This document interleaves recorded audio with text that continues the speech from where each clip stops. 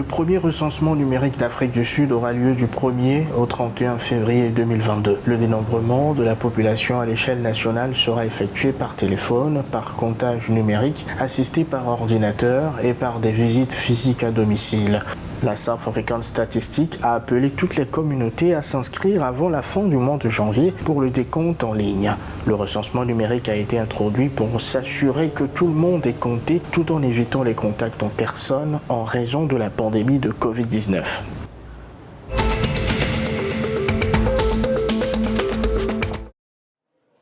La commission électorale du Zimbabwe a annoncé avoir établi ce vendredi 28 janvier plus de 27 000 sites dans tout le pays.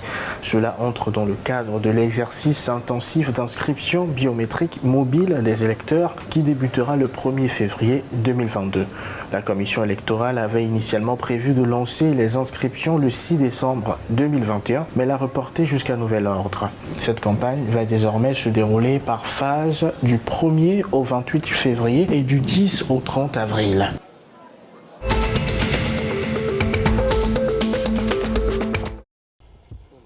Le Lesotho a enregistré une amélioration de la production agricole en début d'année 2022 en raison de la bonne performance des précipitations saisonnières, selon une analyse de la sécurité alimentaire du pays.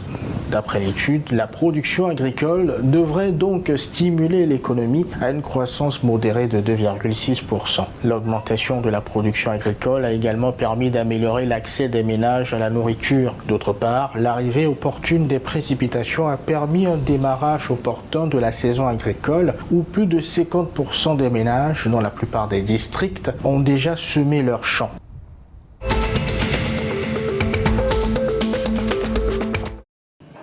Le président du Malawi, Lazarus Chakwera, a remplacé le ministre des Finances du pays d'Afrique australe par un cabinet remanié, selon un communiqué du gouvernement. Le poste est attribué à l'économiste et ancien ministre du Commerce, Sosthen Gwangwan. Le changement de ministre des Finances fait suite à la décision du président Chakwera de dissoudre l'ensemble de son cabinet, car plusieurs ministres étaient impliqués dans des scandales de corruption. Il a ensuite nommé un cabinet partiel, mais n'a pas affecté certains portefeuilles clés comme la finance.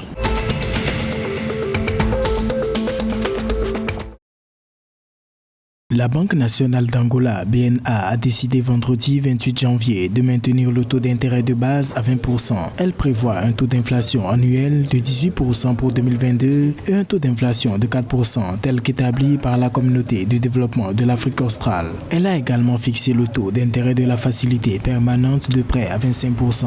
La décision sur les taux a été prise lors de la 103e session ordinaire du Comité de politique monétaire CPM de la BNA. Les résultats de cette première réunion ordinaire du CPM en 2022 ont été annoncés lors d'une conférence de presse tenue par le gouverneur de la BNA, José de Lima Massano.